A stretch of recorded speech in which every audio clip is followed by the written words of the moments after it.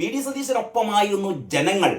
കോൺഗ്രസ്സുകാർ മാത്രമല്ല, കോൺഗ്രസ്സുകാരും ഘടകകക്ഷി പ്രവർത്തകരും മാത്രമല്ല, ജനസാമാന്യം മുഴുവൻ വി.ഡി. സതീശനൊപ്പമായിരുന്നു. കാരണം അവർ കണ്ടത് സുദൃഢമായ അഭിപ്രായങ്ങളുള്ള, കർക്കശമായ നിലപാടുകളുള്ള രാഹുൽ മാങ്കൂട്ടത്തെ. നമുക്കറിയാലോ, രാഹുൽ മാങ്കൂട്ടമൊക്കെ സതീശന്റെ കൂടെ പ്രവർത്തിച്ച ആളായിരുന്നു. സതീശന് ഏറെ പ്രിയപ്പെട്ട ആളായിരുന്നു രാഹുൽ മാങ്കൂട്ടം. പക്ഷേ രാഹുൽ മാങ്കൂട്ടത്തിനെതിരെ ഒരു സ്ത്രീ പീഡന ആരോപണം ഉയർന്നപ്പോൾ അത്രക്കും സംശുദ്ധമാണ് ആവണം തന്റെ പാർട്ടി എന്നുള്ളതിന്റെ അടിസ്ഥാനത്തിൽ ഏറെ വേദനയോടെയാണെങ്കിലും രാഹുൽ മാങ്കൂട്ടത്തെ മാറ്റി നിർത്താൻ സതീശൻ തന്റെ ഇടം കാണിച്ചു. പക്ഷേ എനിക്ക് അഭ്യർത്ഥിക്കാനുള്ളത്, രാഹുൽ മാങ്കൂട്ടത്തിനെതിരായ സ്ത്രീപീഡന പരാതികളൊക്കെ കള്ളത്തരമായിരുന്നു, വ്യാജമായിരുന്നു എന്ന് വ്യക്തമായ സ്ഥിതിക്ക് രാഹുൽ മാങ്കൂട്ടത്തെ തിരിച്ചെടുക്കണം പാർട്ടിയിലേക്ക്. രാഹുൽ മാങ്കൂട്ടവും വേണം സതീശന്റെ കൂടെ. എങ്കിലേ കേരളത്തിന്റെ ആ പൊതുമനസ് അങ്ങയ്ക്ക് പൂർണ്ണമായ തോതിലുള്ള ഒരു പിന്തുണ നൽകുകയുള്ളൂ എന്നാണ് എന്റെ വ്യക്തിപരമായ അഭിപ്രായം. ഏതായാലും സതീശൻ വരുമ്പോൾ വഴിമാറും ശീലങ്ങൾ എന്ന് പറയുന്നത്, അതായത് ഗ്രൂപ്പുകൾ പിൻബെഞ്ചിലേക്ക്,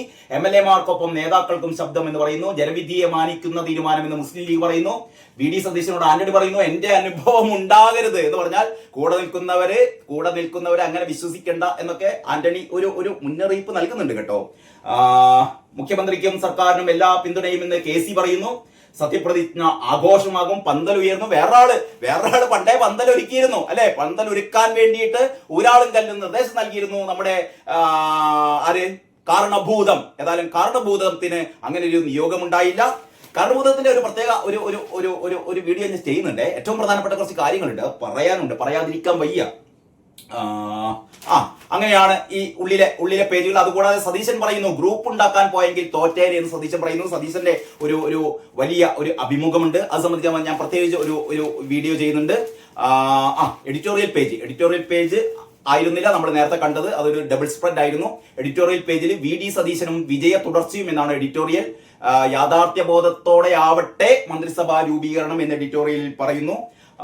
നിലപാടിന്റെ തീ എന്നുള്ളത് ചുവന്ന അക്ഷരത്തിൽ നിലപാടിന്റെ സതീശൻ നിലപാടിന്റെ തീ എന്നുള്ള ഒരു അത് ധ്വനിപ്പിക്കുന്ന രീതിയിലാണ് തലക്കെട്ട് തയ്യാറാക്കിയത്. വി ഡി സതീശന്റെ കൈകൾ പിടിച്ചുയർത്തി സണ്ണി ജോസഫും വിഷ്ണുനാഥും രമ്യ ഹരിദാസും കൊടിക്കുന്നിൽ സുരേഷ് ഒക്കെ കൈപിടിച്ചുയർത്തി നിൽക്കുന്ന പടമുണ്ട്.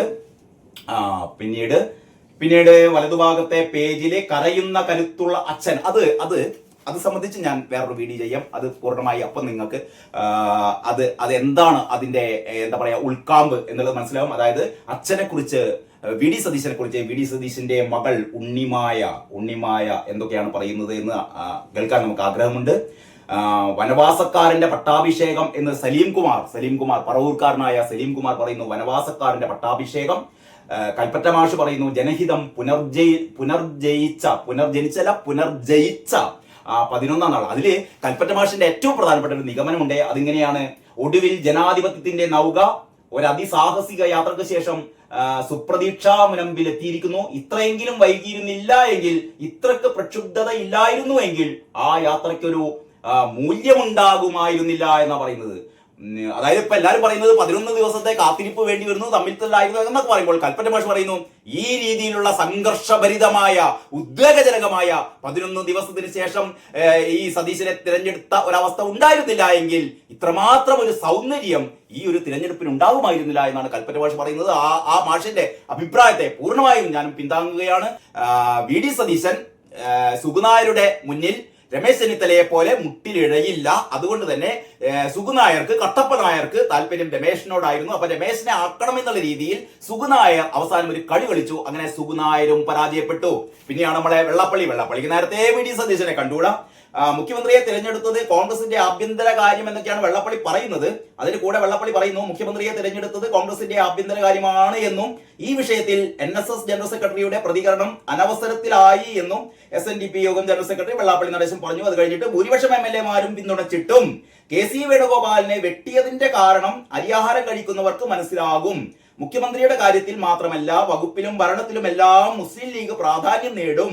മെയ്വഴക്കവും പരിചയസമ്പത്തും ഉണ്ടെങ്കിലും രമേശ് ചെന്നിത്തല ഭാഗ്യദോഷിയാണെന്നും വെള്ളാപ്പള്ളി പറഞ്ഞു. അപ്പൊ വെള്ളാപ്പള്ളി സുകുനായരെ പോലെ എന്താ പറയാ ഡയറക്റ്റ് ആയിട്ട് രമേശ് ചെന്നിത്തല വേണം അല്ലെങ്കിൽ സതീശൻ വേണ്ട എന്ന് പറഞ്ഞിട്ടില്ല. പക്ഷേ വെള്ളാപ്പള്ളി കൃത്യമായി പറയുന്നു താൻ കെ സിക്കൊപ്പമാണ്, താൻ രമേശ് ചെന്നിത്തലയ്ക്കൊപ്പമാണ്, വി ഡി സതീശന് ഒപ്പമല്ല എന്ന് വെള്ളാപ്പള്ളിയും പറയുന്നു. കാരണം മുസ്ലിം ലീഗ് ഭരണം കയ്യാളും, ഭരണം നിയന്ത്രിക്കും എന്നൊക്കെയാണ് വെള്ളാപ്പള്ളി ഇത് നേരത്തെ പറഞ്ഞുകൊണ്ടിരുന്ന കാര്യമാണ്.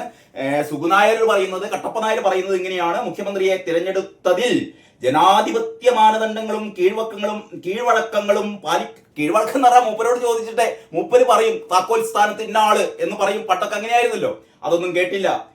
കീഴ്വഴക്കങ്ങളും പാലിക്കപ്പെട്ടില്ലെന്ന് NSS general secretary G Sukumaran Nair. V D Satheesan മുഖ്യമന്ത്രി ആയതിലല്ല എതിർപ്പ്, തിരഞ്ഞെടുത്ത രീതി ശരിയായില്ല, മാനദണ്ഡങ്ങൾ അനുസരിച്ച് രമേശ് ചെന്നിത്തലയായിരുന്നു മുൻപന്തിയിൽ, മാനദണ്ഡങ്ങൾ അനുസരിച്ച് രമേശ് ചെന്നിത്തലയായിരുന്നു മുൻപന്തിയിൽ എന്നാണ് സുകുമാരൻ നായർ പറയുന്നത്. അങ്ങനെ വി ഡി സതീശൻ ഒരു നല്ല കീഴ്വഴക്കമാണ് സൃഷ്ടിച്ചിരിക്കുന്നത്. NSSനും SNDPക്കും അടിയറ വെക്കില്ല തന്റെ വ്യക്തിത്വം എന്ന് വി ഡി സതീശൻ തെളിയിച്ചിരിക്കുകയാണ്. അതുകൊണ്ട് തന്നെ ഒരു പുതുയുഗ പിറവിയാണ് കേരളത്തിൽ സംഭവിച്ചിരിക്കുന്നത്.